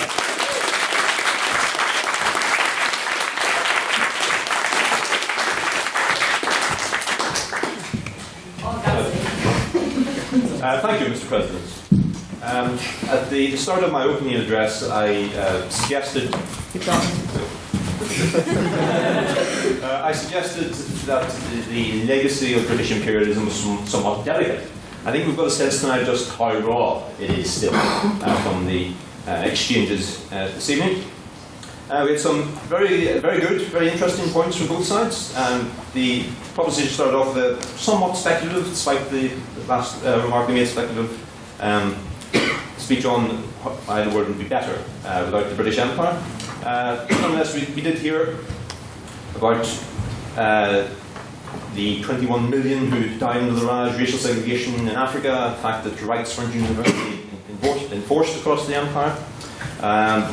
The empire was blamed for US policy towards Native Americans. I'm surprised that the Frankenstein's monster that is the United States was not used as an argument against the British Empire. But we also heard from the proposition that the British Empire was one of the darkest periods in human history. Ireland suffered as a result of it. India was bled dry. We had divide and rule applied across, injustice everywhere. Brexit was, of course, brought in as well. Afghanistan we mentioned as well. Afghanistan is an interesting one because there were numerous attempts to colonise Afghanistan throughout the 19th century, unsuccessfully. The Russians tried to invade it in the 80s unsuccessfully. There was an invasion more recently, which was also unsuccessful. So the Afghans seem to be the most potent force against imperialism that the world has ever seen. The issue of native cultures being limited was also raised by the proposition. The point that democracy in particularly African colonies has failed post-independence was pointed out. Is that the fault of the British Empire? The proposition mentioned that how much better it would be if Britain had stayed longer in some of the colonies. In the 1950s and 60s there was a policy of not withdrawing until stable native governments had been established. That it would be a process, but the independence movements that were so strong in the 50s and 60s prevented that from happening, and that perhaps is why we ended up with democracy failing across Africa. The proposition brought up the impact of the British Empire on the UK as a negative. I'm surprised that we didn't hear from the opposition the positive aspects of the British Empire. Perhaps there aren't any. No. And that brings me nicely on to the opposition then. It was pointed out that empire was necessary. That they pointed out, of course, that you can't justify the abuses that took place under it, but at least that the British Empire was preferable to the other European colonial options. Political instability, stability and democracy may have failed in a lot of countries, but it has survived in many others, not just those white colonies that became the dominions and the Commonwealth thereafter. Botswana, for example, has had a perfectly stable democracy since it was granted independence in the 1960s. The opposition pointed out that empire is inevitable, which I think is a fair point to make, that there was going to be empire anyway, so why shouldn't it be British Empire? On which point I think the Russians have got off rather lightly tonight. Nobody's brought them up. We've had Spanish, the French, the Portuguese, Germans, Britain of course, but nobody has mentioned the Russians. I mean, their eastward sweep across Asia was particularly brutal for the Asian populations there, but they have been forgiven, it seems. The opposition also pointed out that many of the indigenous societies and cultures that were, as the proposition pointed out, suppressed by the British Empire are not necessarily better. We do have Sruti. We mentioned, of course, we have the Thuggy in India as well, from which we get thugs. The bandits used to strangle unsuspecting individuals who are making their way along the roads of India. They're also stamped out by British forces. Some former colonies are wealthier now than when Britain arrived, as the opposition pointed out, and again, it is not just the white settler countries either. In the example of Singapore, Hong Kong, for example. And we can thank or condemn, as the case may be this evening, a Belfast man, Sir Henry Pottinger, the acquisition of Hong Kong. The opposition pointed out as well, of course, that the lower classes in the UK were oppressed during the period of the British Empire. So it was not just colonial subjects who were oppressed and denied their rights under the British Empire. Does that justify it? That is for the House to decide this evening. The abolition of the slave trade was again mentioned, and the necessity of the empire to do that was brought up. But of course, again, the proposition have pointed out that the empire initially was a major proponent of the slave trade. We have that wonderful trading triangle between Africa, between the United States, and some of the ports in England, which fueled and expanded the slave trade. Opposition pointed out, as I say, that other empires worse. Also mentioned that the point was sort of touched on, perhaps it could have been developed more this evening, that can we judge the British Empire? Say, should we hold it to account by the standards that we have today? Should we judge the British Empire by the standards of the 19th century? Mr. Republican Dictatorship Genocide Man. It's a wonderful description of Cromwell, and I think perhaps my favourite quote of the evening. And I'm certainly glad that nobody on the opposition attempted to defend Cromwell this evening either. So I shall, now as I've been informed by the President that we're under pressure to leave, bring things to a close and finish by asking you, the House, to decide, whenever it comes to the British Empire, is it, as the opposition has suggested, something that we shouldn't regret? Was Kipling right whenever he suggested that empire was the white man's burden taken up reluctantly and without any gratitude from the natives? Or have the proposition made the point firmly that the British Empire was indeed one of the darkest periods in human history?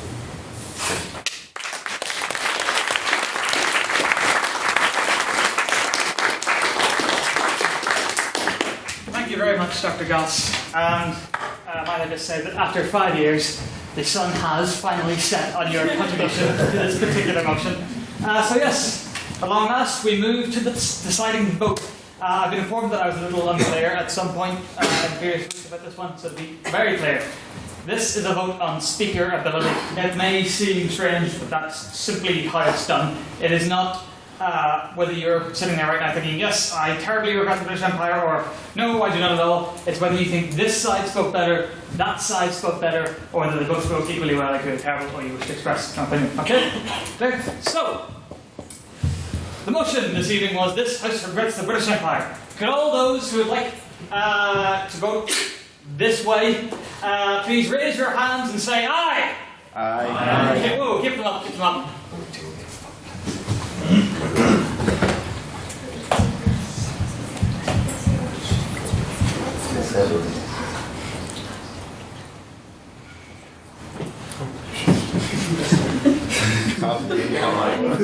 What did you get?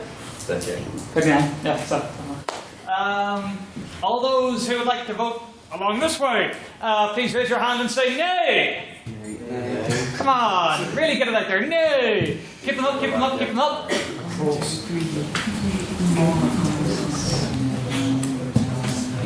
11, Mr. Secretary? Yes.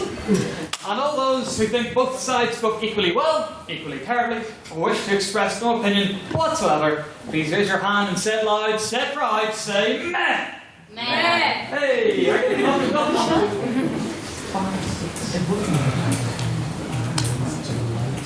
14, Mr. Secretary? 13. And I believe this evening, slight deviation. Mr. Chair, would you please read back the votes to me? Certainly, Mr. President. The votes have been counted, and we have for the proposition 38, for the opposition 11, abstentions 13. Therefore, the proposition happened this evening, Mr. President.